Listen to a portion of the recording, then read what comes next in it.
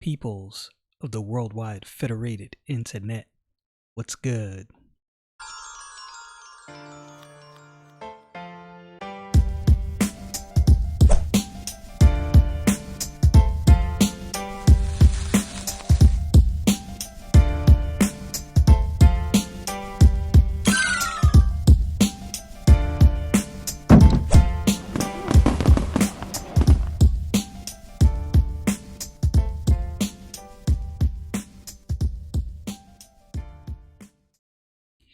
We are returning to the book of Exodus, chapter 32, and we're picking up at verse 17.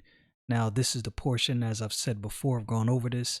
Moses coming down off the mountain, and he's not going to be pleased with what he sees, and God has already warned him. So, without further ado, book of Exodus, chapter 32, verse 17, let's get into this. And when Joshua heard the noise of the people as they shouted, he said unto Moses, There is a noise of a war in the camp. And he said, It is not the voice of them that shout for mastery, neither is it the voice of them that cry for being overcome, but the noise of them that sing do I hear. Now, of course, Moses already knew what was going on because God told him what was happening or what he was going to see when he got back down here. Verse 19. And it came to pass, as soon as he came nigh unto the camp, that he saw the calf and the dancing, and Moses' anger waxed hot, and he cast the tables out of his hands and broke them beneath the mount. Now, you know, Moses had to be extremely pissed because these tablets, you remember in verse 16, we were told that these are the tablets that God himself wrote on. Moses was so pissed when he saw what the people were doing. He was so ticked off that he threw the tablets onto the ground. He couldn't take it. After everything that they've gone through, after all that they were warned about beforehand, here they go, worshiping idols, the very thing they were not supposed to do, as all of us, do constantly. The very things we shouldn't do is the things we seem to run towards. I don't want to be that way, and I'm definitely making an effort in my life as a believer to stay away from that. Where's that? Verse 20. And he took the calf which they had made and burnt it in the fire and ground it to powder and strawed it upon the water and made the children of Israel drink of it. Now this is some anger. He like, nah, y'all want this calf? Y'all want to worship this thing? Nah, you gonna drink this. You gonna learn today. That's what Moses was thinking. Y'all serving this molten image? You about to see how powerful or how weak this molten image that you made is. And it is weak because it has no power. And Moses said unto Aaron, What did this people unto thee, that thou hast brought so great a sin upon them? Moses is like, Aaron, what is on your biscuit, homie? Like real talk, what is on your biscuit? My hood vernacular right there. Moses trying to figure out what is going on with Aaron. How did Aaron get to this point? How did he allow them to talk him into doing this? This is what Moses is trying to figure out. He's angry. I imagine Moses is probably going back and forth trying to figure out what exactly happened. And Aaron said, let me get back to it. And Aaron said, Let not the anger of my Lord wax hot. Thou knowest the people, that they are set on mischief. So, I mean, we know this because, of course, we have Many of us have already read through the Old Testament, so we know that what Aaron is saying is true. Their heart is set on mischief, but as is all of our hearts, still the question remains, what was Aaron thinking? And I go back to my original question, was Aaron in fear, and is that why he allowed the people to, quote unquote, convince him to do this? For they said unto me, make us gods, which shall go before us. For as for this Moses, the man that brought us up out of the land of Egypt, we wot not what is become of him. Now, I would venture to say that Aaron, to some degree, probably thought exactly what the people thought. Something happened to Moses.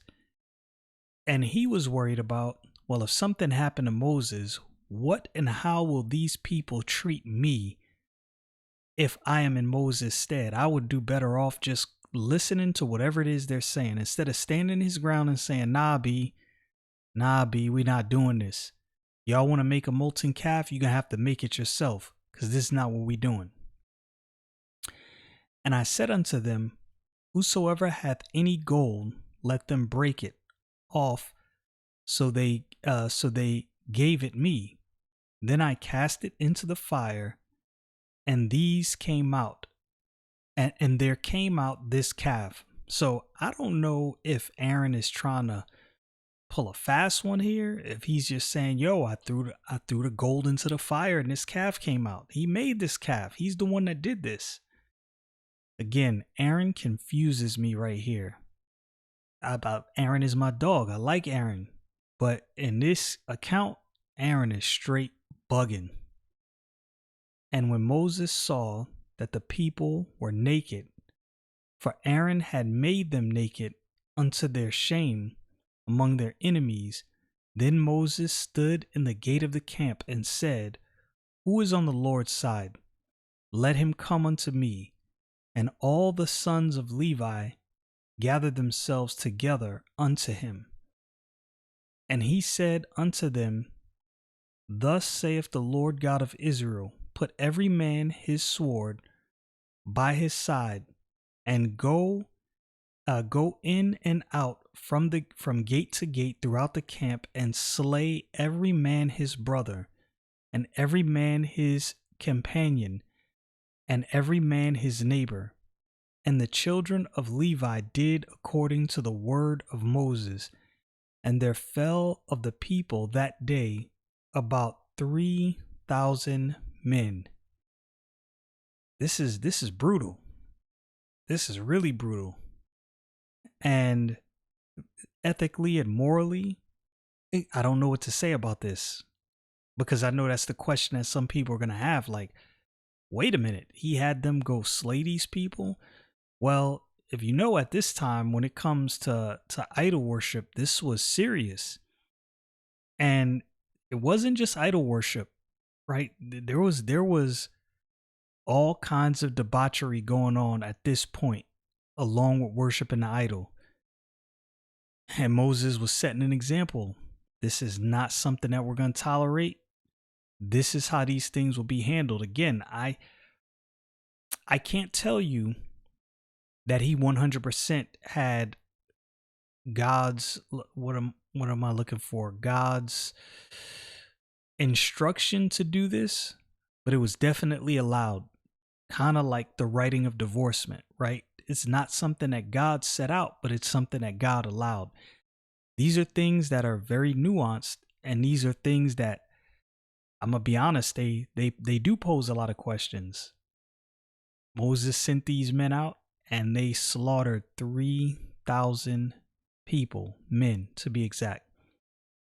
For Moses had said, consecrate yourselves today to the Lord, even every man upon his son and upon his brother, that he may bestow upon you a blessing this day.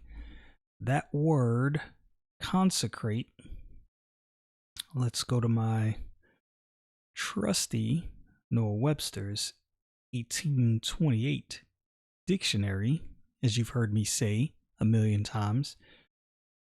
Okay, That word consecrate means to make or declare to be sacred by certain ceremonies or rites, to canonize, to exalt, to rank of a saint, to enroll among gods as a Roman emperor, to set apart and bless the elements in the Eucharist, to render venerable, to make respected, as rules or principles consecrated by time. So at this point, Moses is telling them, you now need to set yourself apart for God.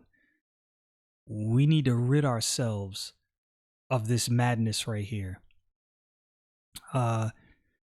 Verse 30, and it came to pass on the morrow that Moses said unto the people, ye have sinned a great sin, and now I will go up unto the Lord. Peradventure, I shall make an atonement for your sin. Again, Moses, in many instances, being a type of Christ. And here we see this again, him going to God to make atonement for the people, to intercede for them.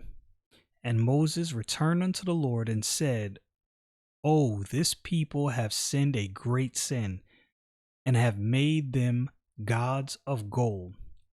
Yet now, if thou wilt forgive their sin, and if not, blot me, I pray thee, out of thy book which thou hast written. You know what this reminds me of?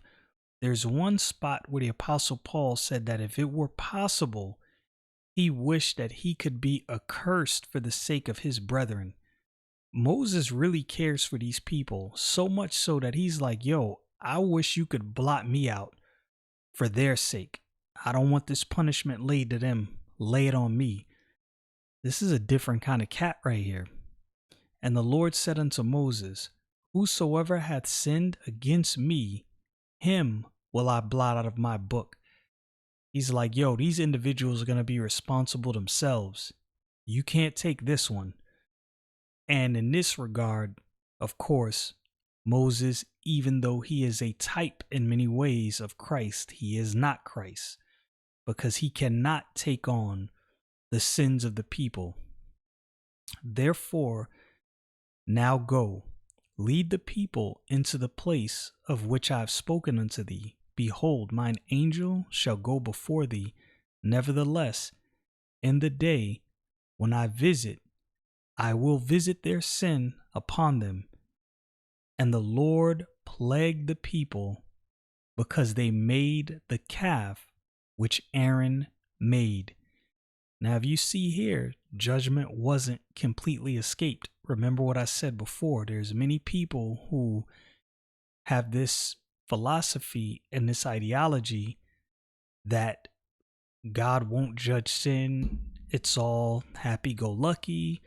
You don't have to worry about anything. There is no judgment. You know, you hear people say this is a no judgment zone. And to some degree, I agree with that. It's not my place to judge men, but that does not mean there are not things that are against the Bible that have to be checked. There are things that have to be checked. And if you have this idea in your mind that God will just let you do whatever you want and there will not be any consequences, read through the book of Exodus again, and you will see that that is very, very far from the truth. Y'all know what it is. Stay frosty, people.